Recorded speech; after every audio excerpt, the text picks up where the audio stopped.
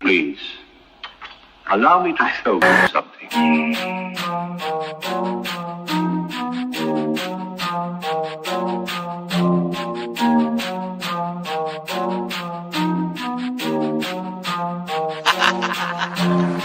They say I'm crazy and that might be true. I got this white in my DNA, yeah, I'm coming for you. It's time we turn the tables, flip these motherfuckers on you. I wanna see you hanging from trees, it's time you pay for your dirt and your showtime. You created the monster, you created the beast. Now all this savagery you just gon' reap. I'm coming home, daddy, to the plantation, and I'm taking the lives of everybody, including the children, on some Nat Turner. Do you hear that sound? It's about to go down. Unleash the beast, we about to tear this motherfucker down. Do you hear that sound? It's about to go down. Unleash the beast, we about to tear this motherfucker down. I met my girl Harriet at the gate. If you wanna know how she doing, yeah, she's straight. But she had one question: when we gon' get up? All that talking tough, yeah, we don't walk it tough. She got it locked and loaded, got that piece up on her side. She looked me in my eyes and said, "Mitch, you ready to ride?" Moving forward, you gotta use both eyes. Watch your front and watch your back. Keep your hands up on your gas. Do you hear that sound? It's about to go down. Unleash the beast, we about to tear this motherfucker down. Do you hear that sound? It's about to go down. Unleash the beast, we about to tear this motherfucker down. He sit at the table, but he don't order no bacon. He greet me in those words, assalamu alaikum. Got them glasses on his face and them waves in his head. He go by the name of Detroit West Side. He looks me in my eye and says, you only get one try. Know that your biggest opposition will come from the inside. I know you wanna love them all, but don't even try, because they'll smile up in your face while plotting your demise. Do you hear that sound? It's about to go down. Unleash the beast, we about to tear this motherfucker down. Do you hear that sound? It's about to go down. Unleash the beast, we about to tear this motherfucker down.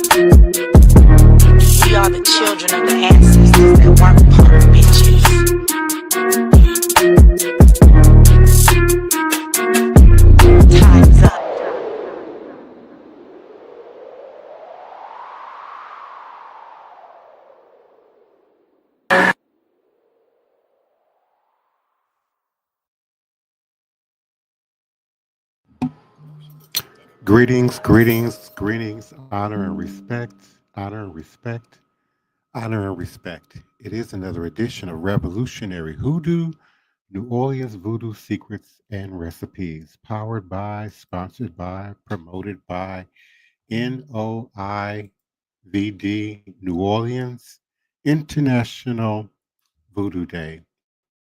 we certainly continue to offer you to join us and become a part of something extraordinary.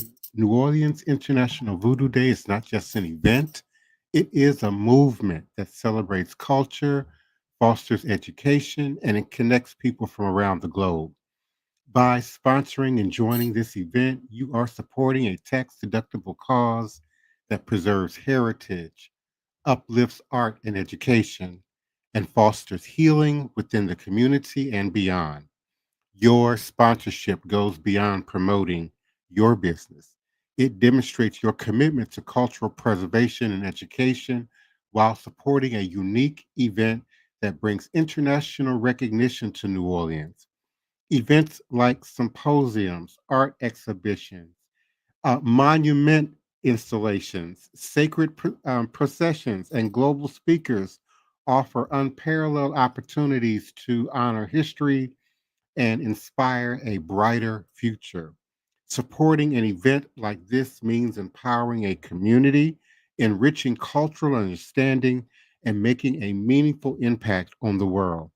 It connects your brand to a celebration that values unity, diversity, and progress while helping preserve traditions for generations to come. Join us in creating a legacy. Explore our sponsorship tiers, as well as many opportunities to donate, participate, volunteer, and help us make New Orleans International Voodoo Day an unforgettable celebration. Together, we can uplift the community and inspire the world. And we continue to invite you to visit us at www.voodooday.com. Again, www.vodouday.com for more information and certainly updates, continued updates about this and other powerful voodoo related events here in the beautiful, enchanted city of New Orleans, Louisiana. And we certainly want to invite you to come out and join us this weekend, June 23rd at 7 p.m., St. John's Eve 2025, on the banks of Bayou St. John, just past the Magnolia Footbridge, June 23rd at 7 p.m. Celebrate the annual St. John's Eve head washing ceremony dedicated to Marie Laveau and her former ceremonies held on the bayou. Wear white. We ask, please, that you wear white and a white headscarf covering for your head. This ceremony will feature a beautiful sculpture of Marie Laveau, done by Ricardo Pustanio as the center pole, and an altar by our group and community, La Source Ancien on 4. And please bring offerings for Marie Laveau. She might like flowers, white candles, Creole foods, hair ribbons, and hairdressing supplies. She was indeed a noted hairdresser. Voodoo-esque items like voodoo dolls and potions, gree bags, and the etc. Creole dishes, sweet black coffee served in white enamel cups, beignets, etc., and certainly images of Marie Laveau. We also offer another St. John's Eve ceremony on Saturday at the International House Hotel on June 21st at 6:30 p.m. Saturday at the International House Hotel, June 21st at 6:30 p.m. St. John's Eve, and then again on Monday night, June 23rd at 7 p.m. at Bayou St. John. So we certainly continue to appreciate your love and support and participation to these powerful and historic events, and we welcome you to come out and join us and be a part of us. Thank you so much to our community, local as well as international, for continuing to join and be a part of us. Daniel Neal, a part of our local community, thank you so much for being a part of the Healing Center community, a part of our community, and participating and volunteering in our events. We certainly appreciate you, my godchild, Nina Lloyd, beloved. Wellness and health to you and yours. Our elder, the beloved Elder Reggie, on this platform we know as Green Soap. Divine peace and blessings to you and yours. And my beloved godchild, we shall say DJ D. Thank you so much for your continued love, support, and participation. We certainly are grateful for each and every one of you. And certainly, we want to continue to show love and support for our co hosts, our wild man, and my first priest, and my godchild, Joshua Nylan Tanner, as well as the beloved Queen Mother, Sister Toni Val Martinez. Joshua, peace and blessings. Are you in a space for communication? Or should we go on to the Queen Mother? You can good evening everybody. This is Joshua. Hope you guys having a good day. Peace and love to everyone that's listening. You can go ahead and introduce Tony Val. I'm actually about to get settled down and I'll come back in. All is a blessing. Beloved Queen Mother. Hello, everyone. How's everyone doing? So glad that you could join us here in this sacred space. How are you, Divine Prince? All is truly and indeed a blessing, gearing up for a very important and productive weekend. Yes, I see that. Very productive. Elder Reggie and Joshua, I know y'all can't really be in it, but I would like to shout out to y'all anyway. Tonight, I would like to kind of veer off the subject and ask everyone to please pray because our country is in a climate of war right now. We don't know what is going to happen in the coming weeks. We all need to pray, set up our altars, ask the ancestors to not allow it to happen. And everybody just have to pray. It just, to me, it doesn't make any sense. And also beware of false flags. That means if it looks like someone has attacked us from the inside, that would give us reason to go to war. Please do your research to make sure it is actually what it is and not a false flag. When you go to war, the warmongers must have the go ahead from the people. Right now, the people don't seem to be wanting to go to war on any level, Republican or Democrat, but that could easily turn if it looks like we were under attack first. So everybody, please pray that we get out from under this cloud of uncertainty with Israel and Iran. And I want to just once again thank you all for coming. I will turn it over to the Divine Prince. What's on the lessons for today, sir? Well, I want to acknowledge certainly the Horn brothers and thank you for all of their participation and support in the House of the Divine Prince and Hoodoo Central LLC, as well as with our The Source on 4 and the Healing Center. We certainly appreciate you, Tyson. Thank you so much for your continued love and support. I wanted to share a little bit about 19th century New Orleans so-called superstitions. This article is based on extracts from a historically interesting article on New Orleans voodoo beliefs, published by Lafcadio Hearn in the Harper's Weekly of December 25th, Christmas Day, 1886, and republished in an American Miscellany, Miscellany. Am I saying that right? Miscellany, an American Miscellany, Volume 2, published in 1924.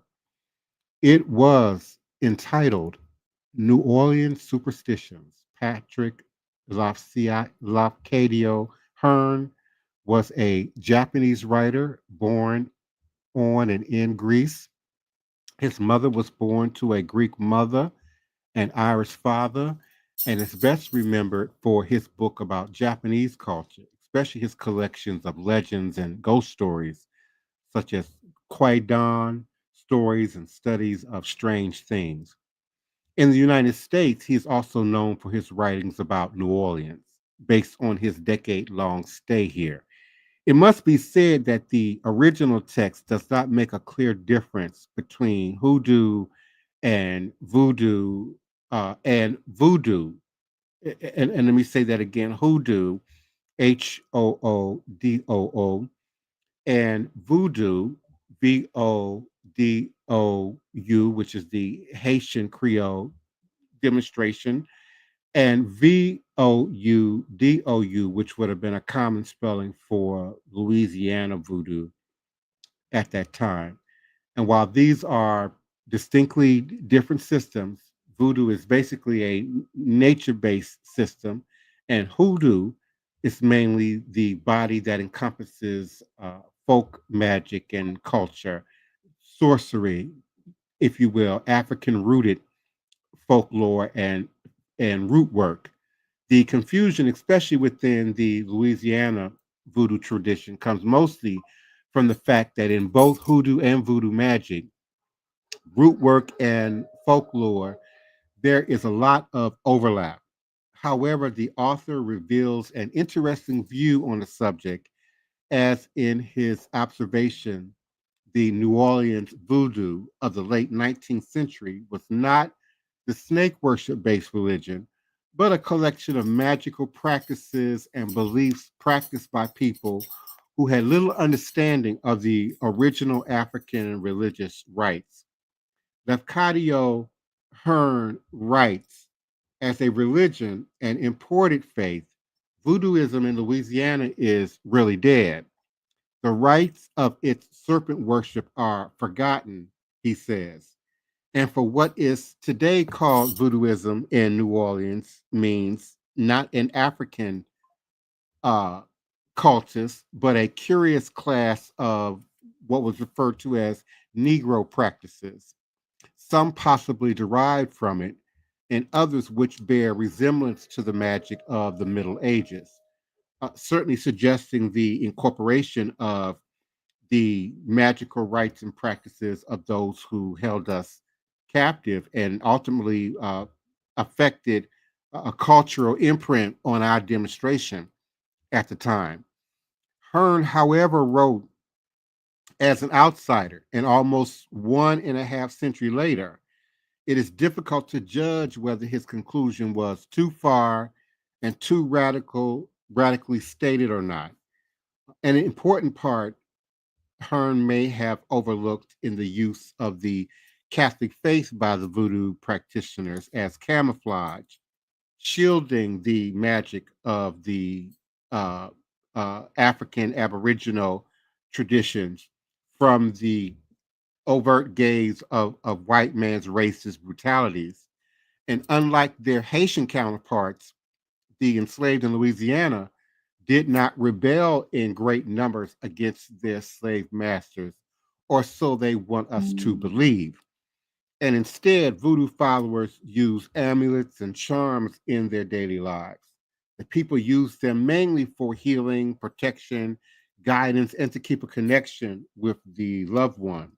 But we've discussed in many podcasts leading up to tonight the great revolutionary acts, guerrilla warfare, if you will, enacted by our ancestors in the creation of maroon societies and culture, but also in the maintenance of these practices and traditions as they continue to arrive from the motherland, but also from the Caribbean. Some charms were used to hurt enemies and involved the deceptions of curses. The slaves would cover up their voodoo practices by being very involved in the Catholic Church and making many of the voodoo spirits compatible with Catholic saints. Whatever his ideas about the subject of voodoo in New Orleans, Hearn, more famous for his publications on Japan and the supernatural, had a talent for collecting stuff belonging to the unusual, strange, or paranormal, while delving into folkloristic habits and traditions. And as a conservator, he pinned down some interesting data during his stay in New Orleans. The fear of what was styled voodoo charms, gree, is much more widely spread in Louisiana than anyone who had conversed only with educated residents might suppose. And the most familiar superstition of this class is the belief in what we might call pillow magic, which is another form of gree, which is the supposed art of causing wasting sickness or even death by putting certain objects into the pillow of the bed in which the hated person sleeps. Feather pillows are supposed to be particularly well adapted to this kind of witchcraft. It is believed that by secret spells, a voodoo can cause some monstrous kind of bird or nondescript animal to shape itself into being out of the pillow feathers, like the tupilek of the Eskimo Ile Sikne witchcraft, which we now understand to be quite racist language. It grows very slowly and by night only, but when completely formed, the person has been using the pillow dies. Another practice of pillow witchcraft consists of tearing a living bird asunder, usually a cock, and putting portions of the wings into the pillow. A third form of the black art is confined to putting certain charms or fetishes consisting of bones, hair, feathers, rags, strings, or some fantastic combination of these and other trifling objects into any sort of pillow used by the party whom it is desired to injure. Some say that putting grains of corn into a child's pillow prevents it from growing anymore. Others declare that a bit of cloth in a grown person's pillow will cause wasting sickness. But different parties, questioned by me, the author, gave each a different signification to the use of similar charms. And we know that often, whether it was here in Louisiana or in Haiti or any other ethnic Aboriginal culture and tradition, we often would lie to these writers or deceive these writers and these authors, or at the minimum play in to their myths and illusions, often for a price. And putting an open pair of scissors under the pillow before going to bed was supposed to ensure a pleasant sleep in spite of fetishes. But we know that to be very familiar to the act of putting a silver fork or spoon underneath your mattress to prevent the hanks and attacks of the hanks at night. But the surest way to provide against being hoodooed, according to this author, as an American residents called it, is to open one's pillow from time to time. If any charms are found, they must be first sprinkled with salt, then burned. He went on to say a Spanish resident told him that her eldest daughter had been unable to sleep for weeks, owing to a fetish that had been put in her pillow by a spiteful colored domestic. After the object had been duly exorcised and burned, all the young lady's restlessness departed. A friend of his, living in one of the country parishes, once found a tow string in his pillow, into the fibers of which a great number of feather stems had either been introduced or had introduced themselves. He wished to retain it as a curiosity, but no sooner did he exhibit it to some acquaintance, it was denounced as a voodoo trick, and his friend actually was compelled to burn it in the presence of the witness. Everybody knows or ought to know that feathers and pillows have a natural tendency to cling and form clots or lumps of more or less curious form.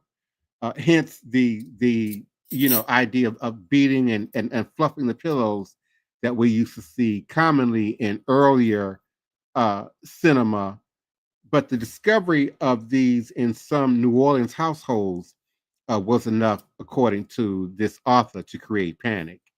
And they are viewed as incipient voodoo triplicates. The sign of the cross is made over them by Catholics, and they are promptly committed to the flame.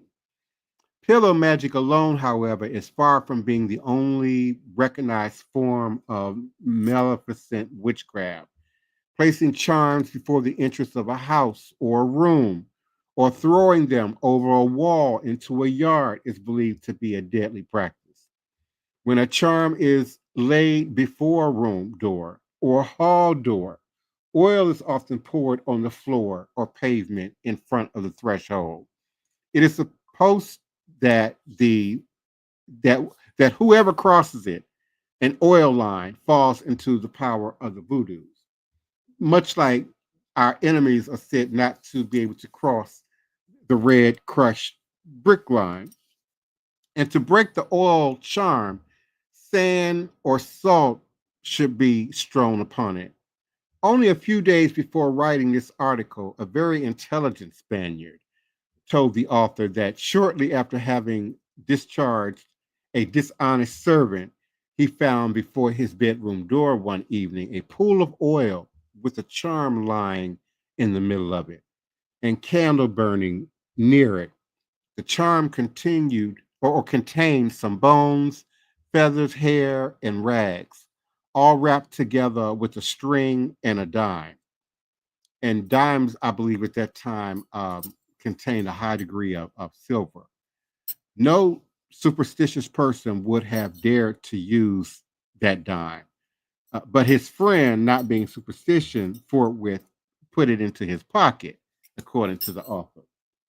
The presence of that coin I can only attempt to explain by calling attention to another very interesting superstition connected with New Orleans fetishism. Goes on to say it is believed that in order to make an evil charm operate, it is necessary to sacrifice something. Wine and cake are left occasionally in dark rooms, or candies are scattered over the sidewalk by those who want to make their fetishes hurt somebody. If food or sweet meats are thus thrown away, they must be abandoned without a parting glance. The witch or wizard must not look back while engaging in the sacrifice. And again, who's to say where this author, this Japanese author, who only spent a short period of time in New Orleans, got any of this information? Scattering dirt before a door, or making certain figures on the wall of a house with chalk, or crumbling dry leaves with the fingers and scattering the fragments before a residence, are also forms of so called negative conjuring, which sometimes cause serious annoyance. Happily, the conjurers are almost as afraid of the counter charms as the most superstitious persons are of the conjuring. An incident which occurred recently in one of the streets of the old quarter, known as Spanish Town, afforded me ocular proof of the fact. Through malice or thoughtlessness, or possibly in obedience to secret orders, a young black girl was said to have been tearing up some leaves and scattering them on the sidewalk in front of a cottage occupied by a French family.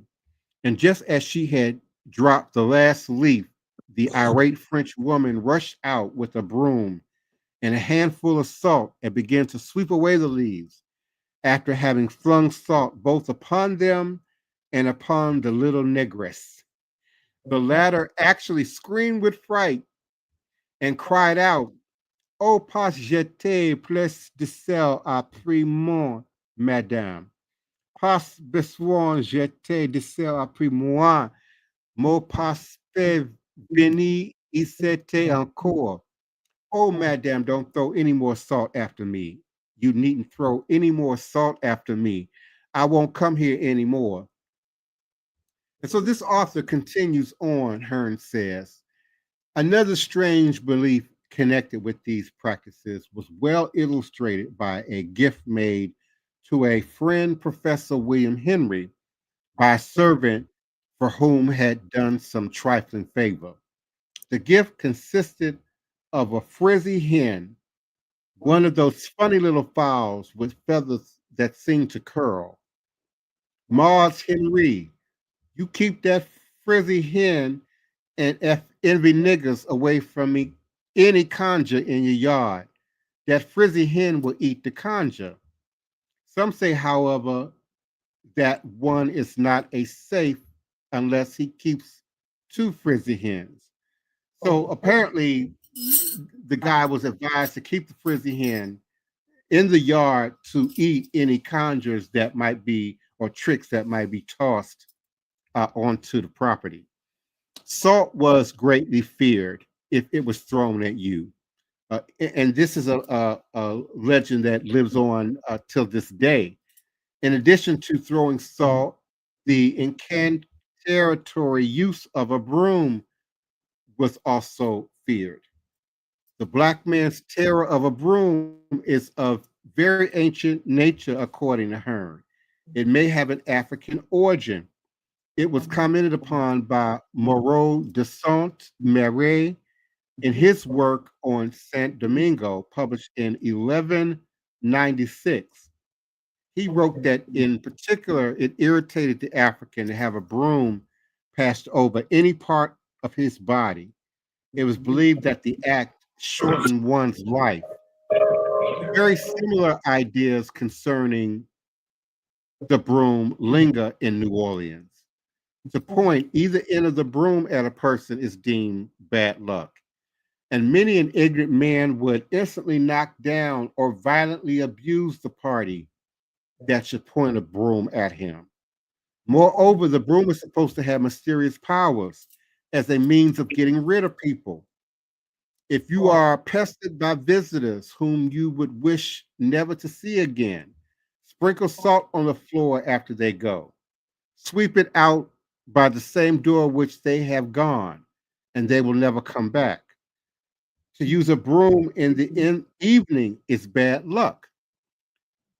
Balayer le sort on balayer sa fortune. To sweep in the evening is to sweep your good luck away. Remains a well quoted proverb. I do not know of any more mysterious disease than muscular atrophy in certain forms. Yet it is by no means uncommon either in New Orleans or in other leading cities of the United States. But in New Orleans, the victim of muscular atrophy is often believed to be the victim of voodooism, according to Hearn. A notion is prevalent that Black witches possess knowledge of a secret poison which may terminate life instantly or cause a slow withering away according as the dose is administered. Menstrual apparition is also said to be caused by the administration of poisons, whereof a few specialists are alleged to possess the secret. In short, some very superstitious persons of both races live in perpetual dread of imaginary voodoos and literal voodoos and fancy that the least ailment from which they suffer is the work of sorcery.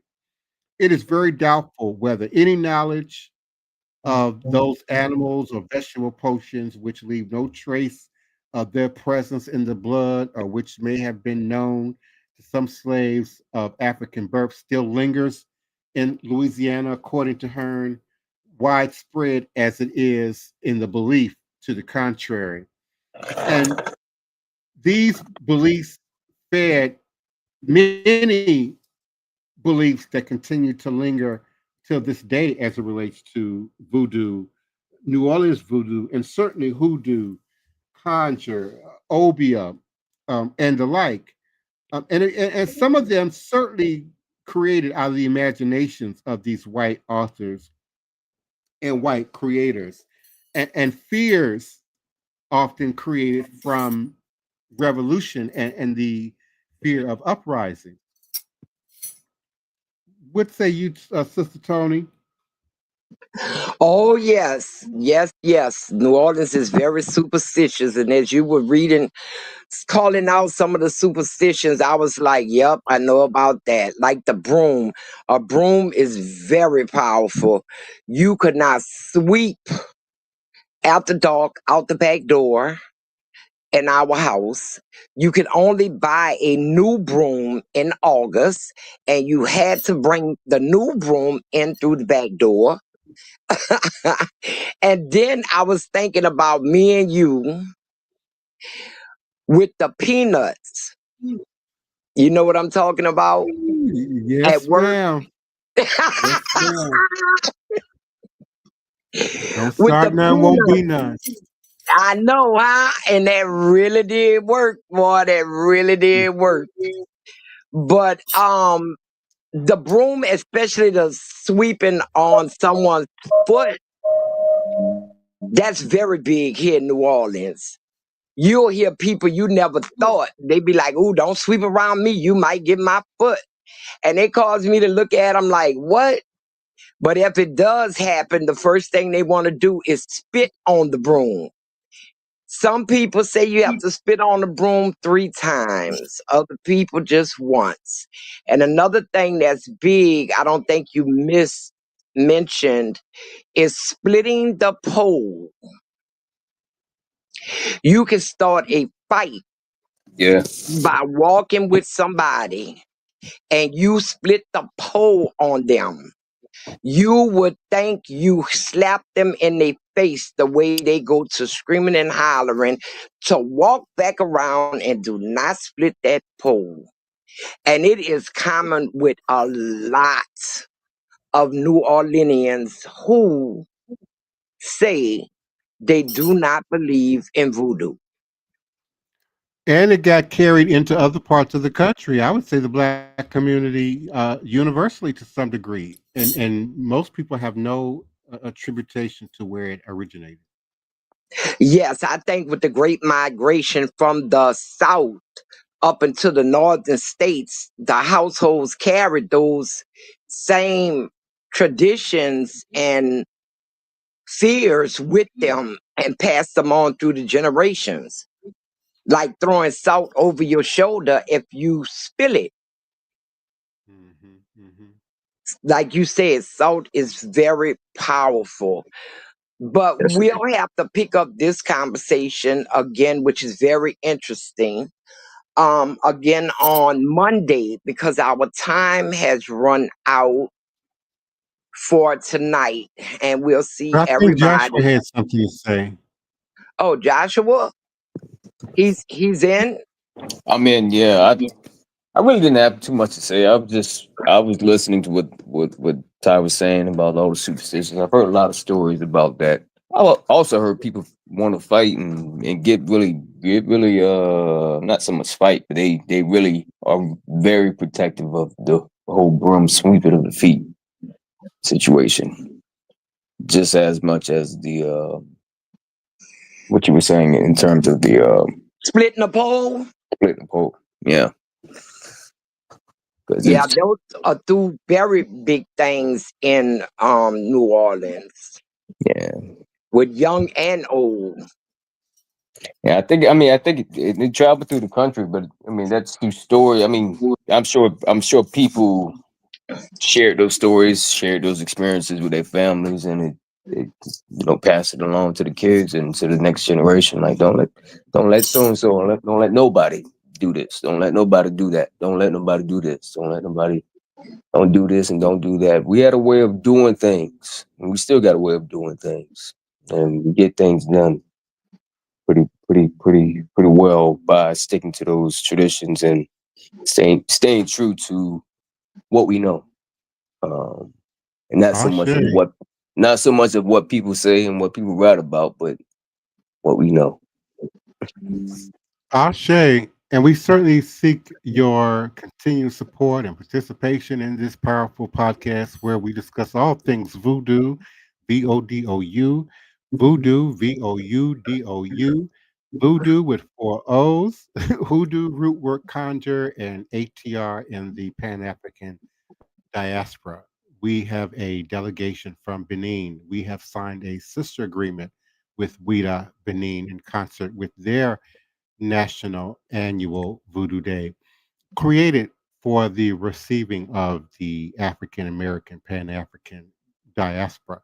We have an arrangement with our Haitian voodoo practitioners and community, as well as voodoo wherever we find it, voodoo worldwide.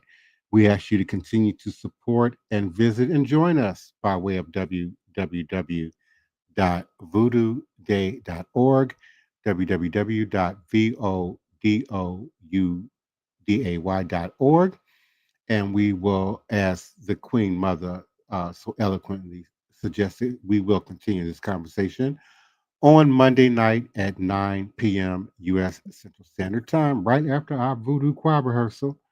All is truly and indeed a blessing. Ashe-o, Ashe, and AYIBOBO. Ashe. See Sure. you guys next week.